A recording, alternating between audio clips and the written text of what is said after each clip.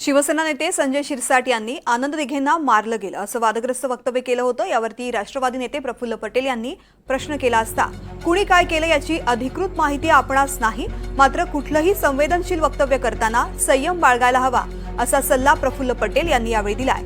शिवाय विचार करूनच सर्वांनी बोलायला पाहिजे असंही प्रफुल्ल पटेल म्हणाले।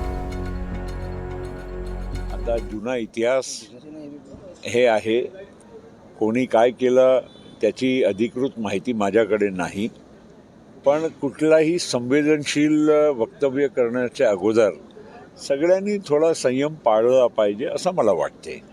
कारण अनेक गोष्ट आपण बोलून जातो, त्याचे परिणाम दुष्परिणाम काय होते, इतरांच्यावर काय होते, सामाजिक एकमेकांच्याबद्दल जे आपला प्रेमभाव असतो त्याच्यावर काय होते परिणाम, हे सगळं विचार करूनच माणसांनी बोललं पाहिजे असं माझ्या मत आहे।